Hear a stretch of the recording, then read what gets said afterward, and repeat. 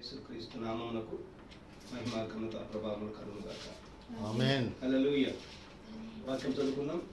అపోస్తలుల కార్యముల గ్రంథము 18వ అధ్యాయం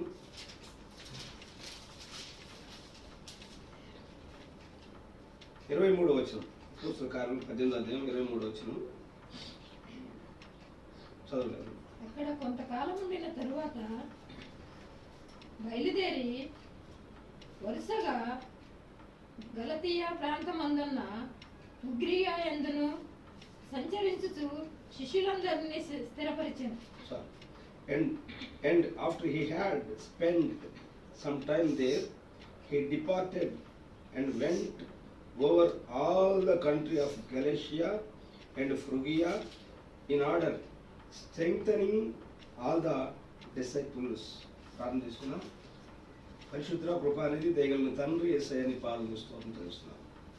గొప్ప దేవుడు, మారనివాడు, మార్పు లేనివాడు, స్వభావములు మార్పు లేని దేవుడు.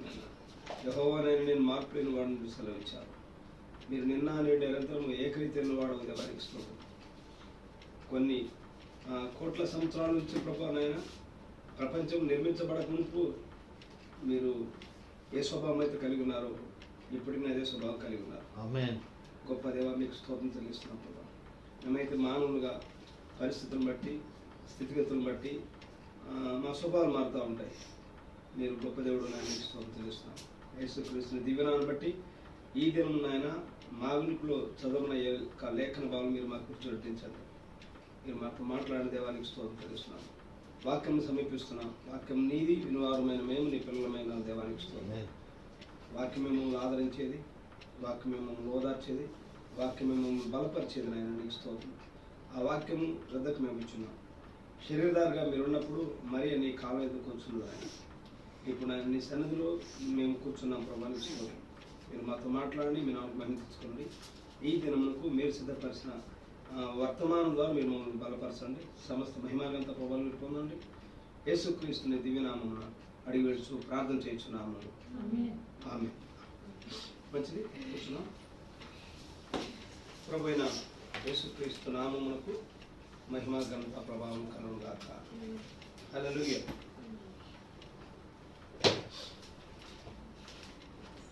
నేను త్వరగా ముగిస్తాను. పౌలు మూడవ సువార్త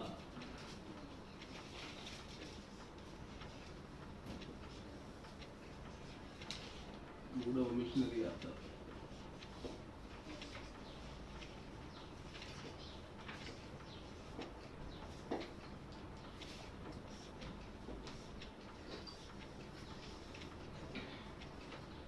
సాల్మన్ రాజు అనే వ్యక్తి బతుకున్నప్పుడే వాక్యం తెలుసుకోవాలి.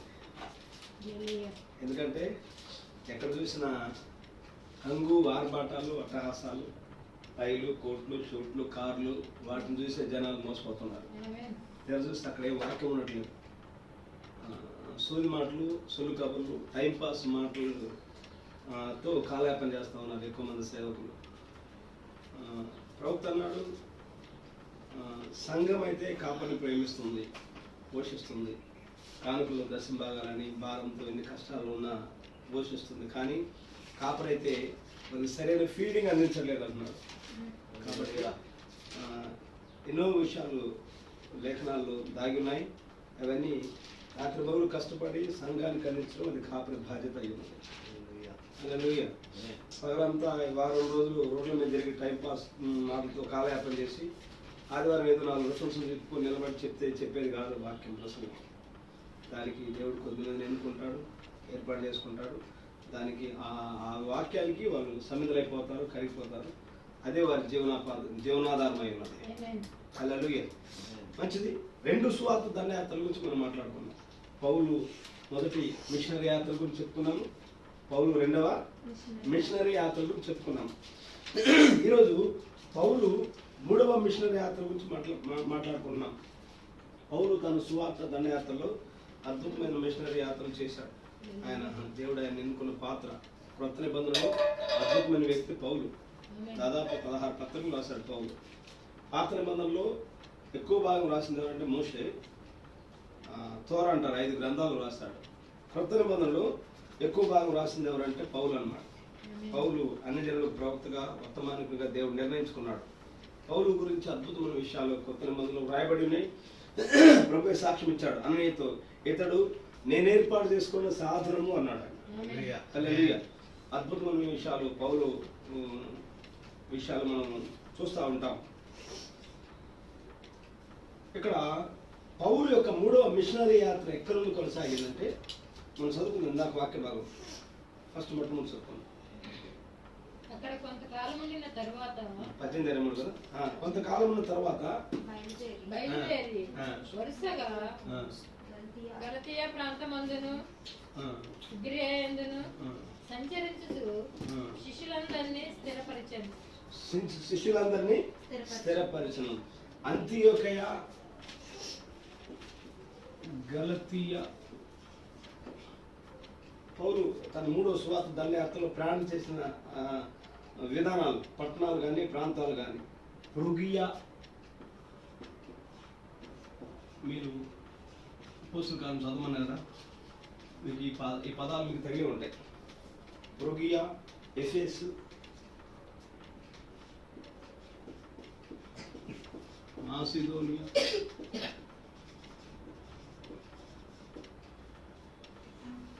ఎఫెసు, మాసిదోనియా, గ్రీసు,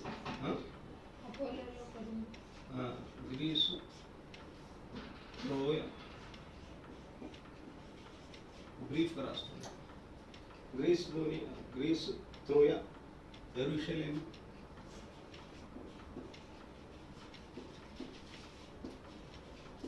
అక్కడ నుండి రోమ్కి వెళ్ళాం. ఇక్కడ శిరచ్ఛేదం చేయబడ్డారు పౌలు. ఇది పౌలు తన 3వ మిషనరీ యాత్ర ప్రయాణం. మొదటి మిషనరీ యాత్రలో పౌలు అక్కడ వెళ్ళట్లేదు. పౌలుతో పాటు ఆయన టీం ఉంటుంది కదా, శిష్య బృందం ఉన్నారు, ఆయన పరిచయం రక్షించబడిన వాళ్ళు. మొదటి సువార్త దండయాత్రలో కొద్దిమంది తీసుకెళ్ళాడు. 2వ సువార్త దండయాత్రలో కొద్దిమంది తీసుకెళ్ళాడు. 3వ సువార్త దండయాత్రలు, 3వ మిషనరీ యాత్రలో ఆయన ఇక్కడ నుండి జర్నీ చేశాడు. అంతియోకయ, కొంచెం చెప్పుకున్నాం. అంతియోకయ పట్టణాలు 2 ఉన్నాయని చెప్పుకున్నాం. అయితే ఆది క్రైస్తవ సంఘము మొట్టమొదట యెరూషలేములో ప్రారంభించబడింది పెంతెకోస్తు దినమున. అయితే సంఘముకు శ్రమ కలిగినప్పుడు, సంఘము విస్తరించినప్పుడు, శ్రమ కలిగినప్పుడు యెరూషలేములో నుండి క్రైస్తవ సంఘము ఏమైందంటే చెదిరిపోయి వారు ఆ ప్రాంతం అటు ఇటు వెళ్ళి వారు కొద్దిమంది విశ్వాసులు అంతియోకయ అనే ప్రాంతంలో స్థిరపడ్డారు. ఇక్కడ దేవుని సంఘం ఏర్పడింది, అంతియోకయ సంఘంగా. అపోస్తలుల కార్యం 13వ అధ్యాయం నుంచి ప్రారంభించబడింది. 13వ అధ్యాయం నుంచి వచ్చిన చదవండి. మొదటి సువార్త దండయాత్రలో విషయం చెప్పాము. అంతియోకయ దాని చరిత్ర చెప్తున్నాం. అంతియోకయలోనున్న సంఘములో, అది అంతియోకయలో ఉన్న సంఘము, అది మొట్టమొదటి ఇక్కడ కూరుకున్నారు. పౌలు బర్నబాలు తెలుసుకోవడం కానీ, అక్కడ కొద్దిమంది సంఘము కానీ ప్రార్థనా పరులు కానీ ఉన్న ప్రాంతం అంతియోకయ. ఈ యెరూషలేములో శ్రమ కలిగింది, అక్కడి నుంచి ఇక్కడికి వచ్చారు. అంతియోకయ నుండి 3 సువార్త దండయాత్రలు పౌలు ప్రారంభించాడు. పౌలు చెప్పడం ప్రారంభించాడు. అంతియోకయ నుండి 3వ సువార్త దండయాత్ర ఎక్కడికి ప్రారంభించాడంటే గలతీయకు వచ్చాడు. అంతియోకయ నుండి గలతీయకు, గలతీయ అంటే మీకు అర్థమైన భాషలో చెప్తాను. గలతీయ అంటే కేవలం అది ఒక పట్టణం కాదు.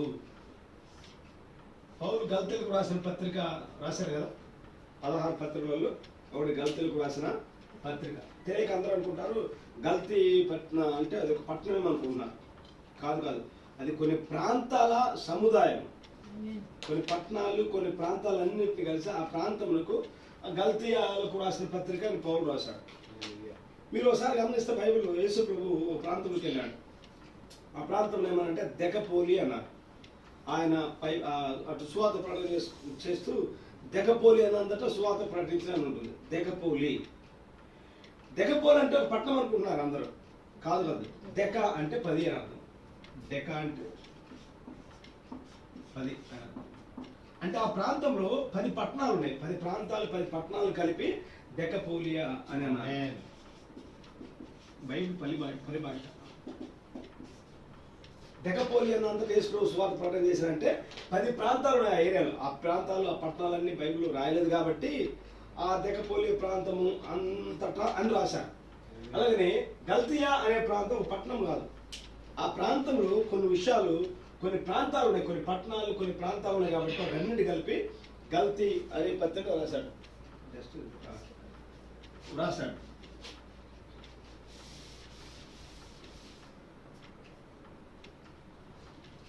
అక్కడ నుండి పృగియాకు వచ్చాడు. పృగియా నుండి ఎఫెస్ నుండి మాసిదోనియా నుండి గ్రీస్. వాస్తవానికి మాసిదోనియా గ్రీస్లో ఉన్న ప్రాంతం అది. మాసిదోనియాకు వచ్చారు. మాసిదోనియా, ఈ మాసిదోనియాలోనే తెస్సలోనికే ఉంటుంది.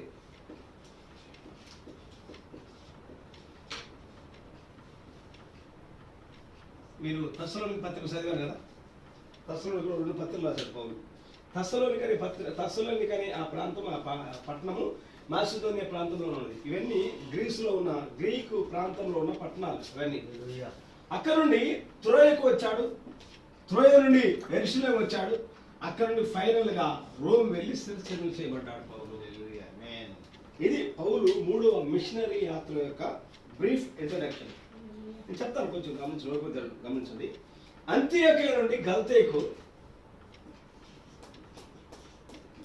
అసలు ఆయన జర్నీ వింటే మనకు చాలా ఆశ్చర్యం వేస్తుంది. మనం కొంచెంసేపు వాక్య జీవితంలో అలసిపోయాడండి అయ్యగారు అంటారు. అంత్యోకియ నుండి గల్తీకు దాదాపు 670 కిలోమీటర్లు. 670 కిలోమీటర్ల నుండి దాదాపు 700 కిలోమీటర్ల వరకు.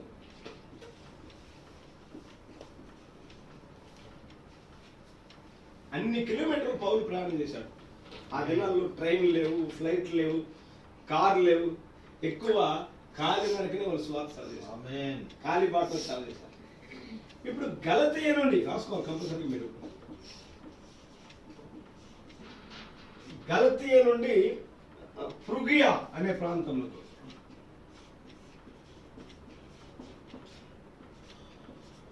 గలతీయ అనే ప్రాంతం నుండి ఆ ప్రాంతం అంతా, ఆ పట్టణాలంతట్లో సువార్త ప్రయాణం చేసి పృగియా అనే ప్రాంతము దాదాపు 300 నుంచి 400 కిలోమీటర్లు. మరి పౌలు ఎప్పుడు రెస్ట్ తీసుకున్నాడు, ఎక్కడ గడిపాడు? తన జీవితం అంతా సువార్త కరిగిపోయాడు. అందుకనే మనకి 4 బైబిల్ వచ్చింది. హల్లెలూయా. పృగియా నుండి ఎఫెసు పత్రిక, ఎఫెసు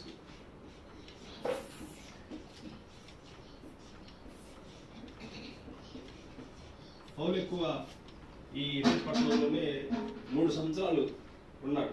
3 సంవత్సరాల నుండి సువార్త ప్రకటన చేశాడు. దాదాపు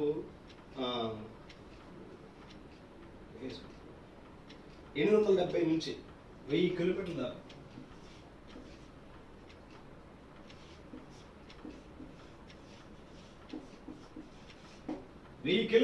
మనం అనుకుంటాము ఈ పట్టణాల పేరు వరుసగా ఉన్నాయి కాబట్టి పక్క ఉన్నాయనుకుంటున్నాం మనం. అర్థమవుతుంది? ఆమేన్. హల్లెలూయా. తర్వాత మళ్ళా ఎఫెసు నుండి మాసిదోనియా, ఎఫెసు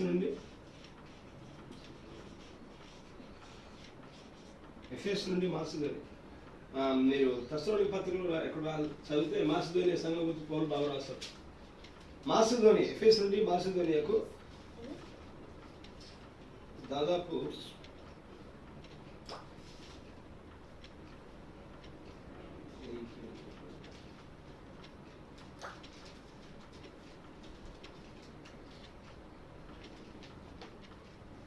పృగియా నుండి ఎఫెసు 470 కిలోమీటర్లు.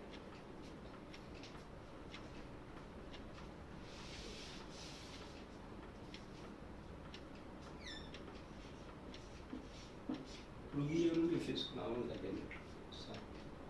470 నుంచి 530 వరకు, అంటే అప్రాక్సిమేట్లీ రాశారు. ఎఫెసు నుండి మాసిదోనియాకు నేను స్టడీ చేసిన, అది నేను అనాలిసిస్ పరిశోధన చేసిన విషయాలు మీతో పంచుకున్నాను. ఎఫెసు నుండి మాసిదోనియాకు 870 నుంచి 1000 కిలోమీటర్లు.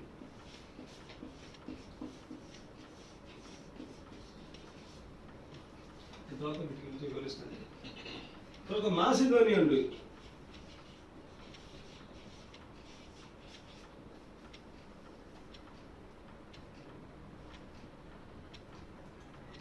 త్రోయకు. మాసిదోనియా గ్రీక్ అన్న ఒకటి.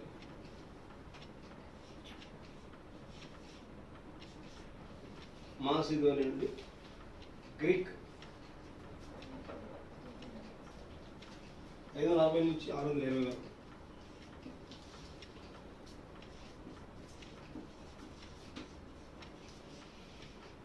త్రోయ, మాసిదోనియా నుండి త్రోయ. ఈ త్రోయ అంటే టర్కీ అని అర్థం. టర్కీ దేశం తెలుసుగా మనకి నవీన భాషలో టర్కీ అని అర్థం. మాసిదోనియా అంటే ఇది గ్రీక్.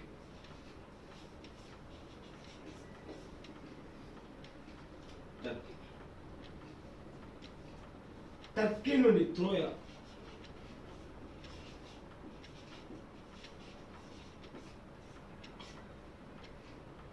టర్కీ నుండి యెరూషలేముకు 1840.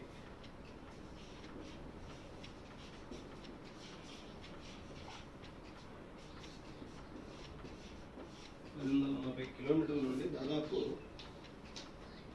1246 నుండి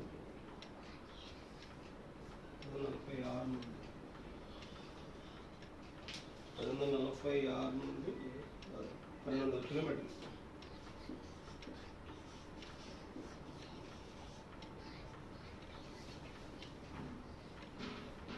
ఫైనల్గా యెరూషలేము నుండి ఫైనల్గా ఎక్కడికి వచ్చాడు? రోమేగా. అంతేగా లేదు, 3 సువార్తలతో రోమ్ వెళ్ళి సెలక్షన్ చేయబడ్డాడు. యెరూషలేము నుండి రోమ్కు దాదాపు 2400 కిలోమీటర్లు. 2000 అంటే అప్రాక్సిమేట్ 2400 నుండి దాదాపు 2700 కిలోమీటర్లు. ఇది పౌలు జర్నీ. పౌలు 3వ సువార్త దండయాత్ర ఈ ప్రాంతాల్లో చేసుకుంటే వెళ్ళాడు. ఆమేన్. ఇంత సువార్త దండయాత్ర ఎన్ని కిలోమీటర్లు కాలినడక నడిచారు. ఎక్కువ సముద్ర ప్రయాణం అంటే ఓడలో ప్రయాణం చేశారు. ఆ ఓడలో ప్రయాణం చేసేటప్పుడు కొన్నిసార్లు ప్రాణాపాయ స్థితిలో వాళ్ళు ఇబ్బంది పడ్డారు. ఎన్నో సువార్త దండయాత్రలు చేశాడు పౌలు. పౌలు సువార్త దండయాత్రలో చాలా చేశాడు. ఆయన పరిచయలో, ఆయన సువార్త దండయాత్రలో ఆయనతో పాటు ఉన్న వ్యక్తులు, ఆయన టీం వ్యక్తులు పౌలు రోమ్ చెరసాల్లో ఉన్నప్పుడు లూకా పౌలుతోనే ఉన్నాడు. లూకా పౌలు పరిచయలోనే ఉన్నాడు. లూకా, అరిస్తార్క్ పేర్లు మీరు పత్రిక చదువుతుంది. అరిస్తార్క్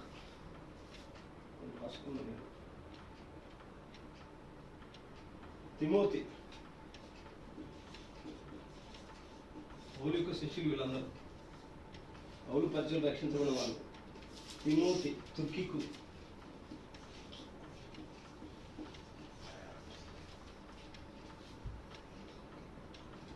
ఎపిఫ్రోదితు,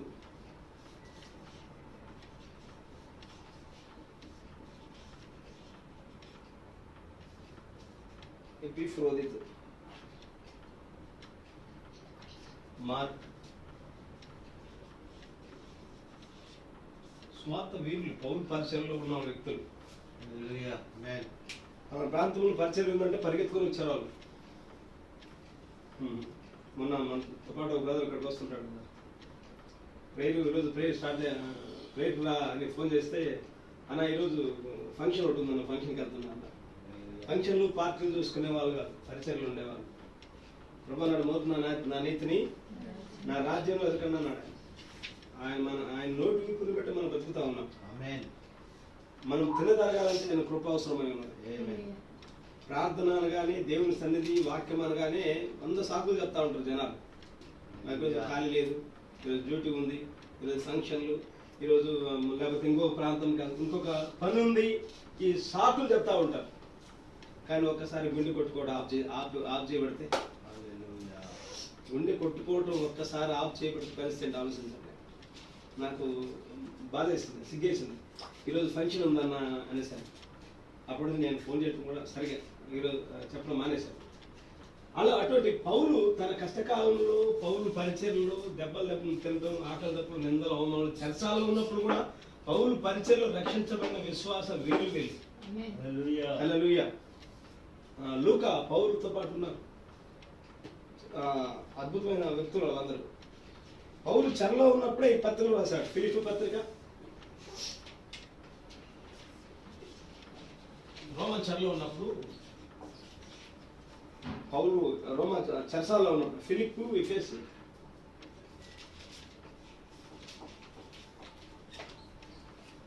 ఫిలిప్పు, ఎఫెసు, కొలస్సీ,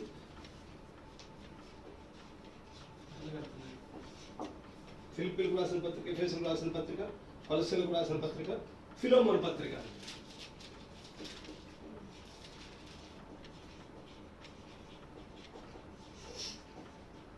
ఈ పత్రికలు పౌలు ఏసీలో ఉండి రాశారా?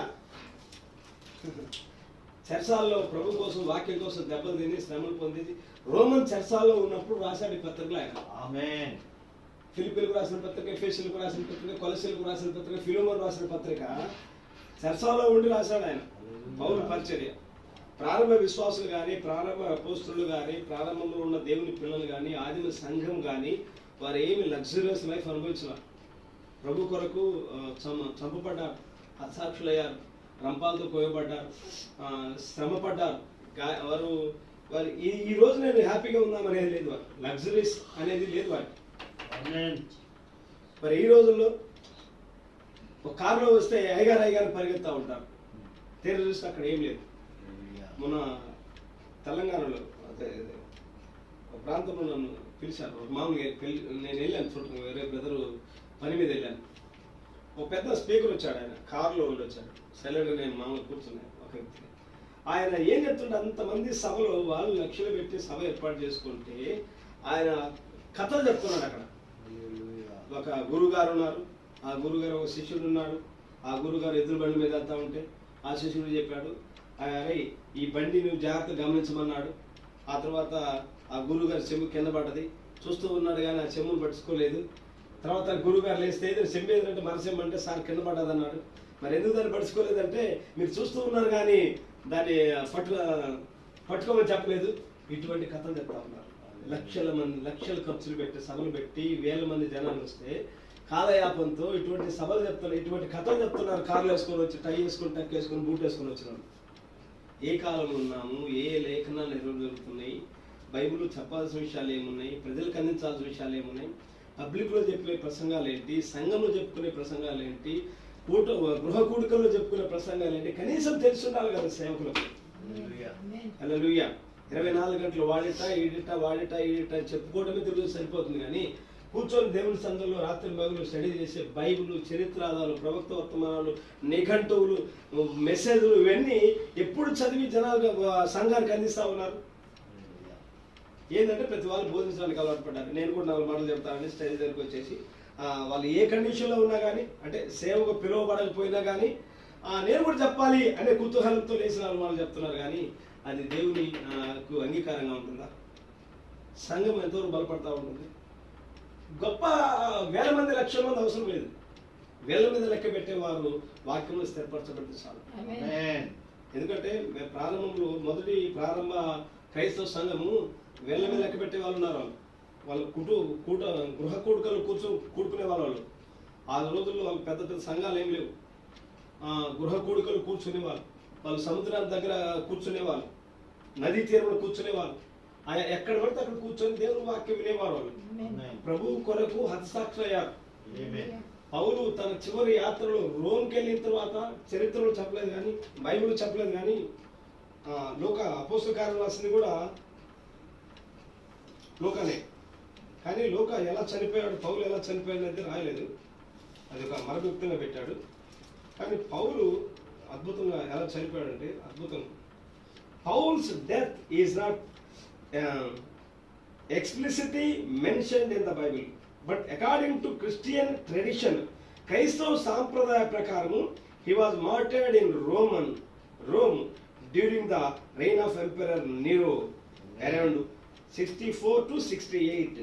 పౌలు దాదాపు 60 BC AC AD 68లో నీరో చక్రవర్తి పరిపాలనలో చనిపోయాడు. రోమన్ చక్రవర్తులు దాదాపు ఎంపరర్స్ 12 మంది పరిపాలన చేశారు.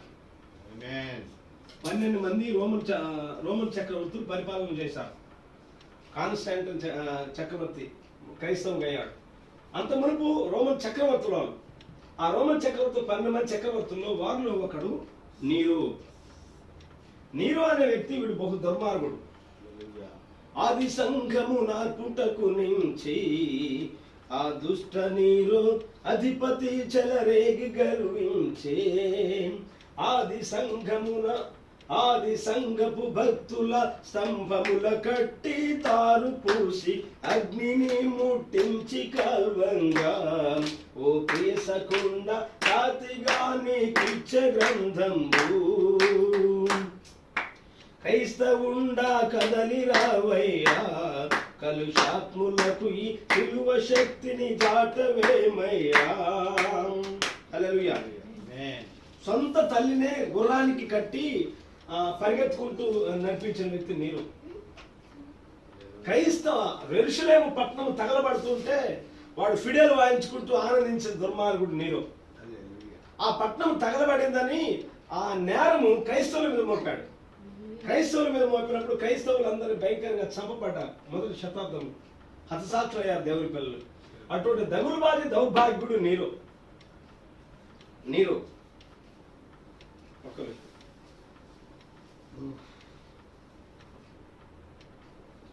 మొట్టమొదట ఆగస్టస్ అనే చక్రవర్తి ఉన్నాడు. తర్వాత టిబేరియస్, తర్వాత కలిగ్యుల, తర్వాత క్లౌడియా చక్రవర్తి బైబిల్లో కనిపిస్తూ ఉంటాడు. తర్వాత 5వ వ్యక్తి నీరో. వీడు ఒక చక్రవర్తి.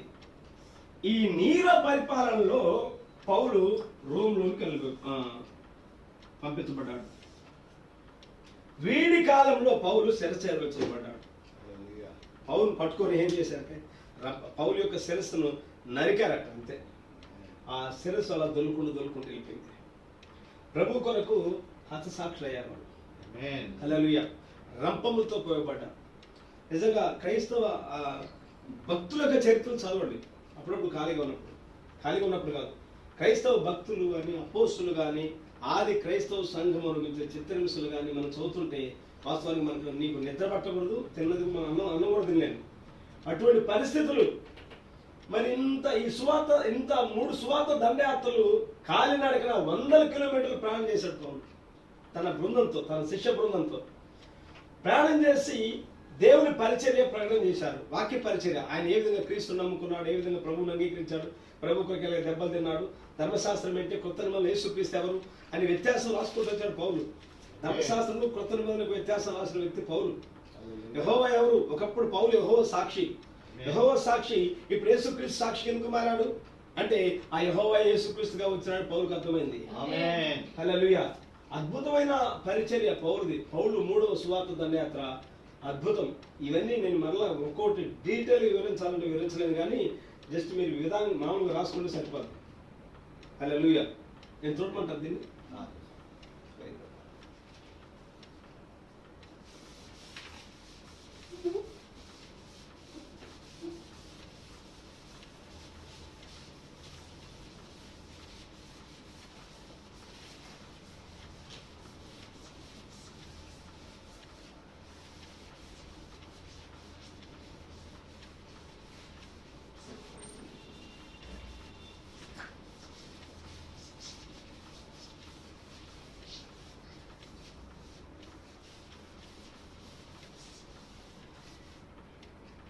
ఇప్పుడు మొట్టమొదటి చదువుకున్న వాక్య బంధాలు కొంచెం త్వరగా ముగిస్తాను.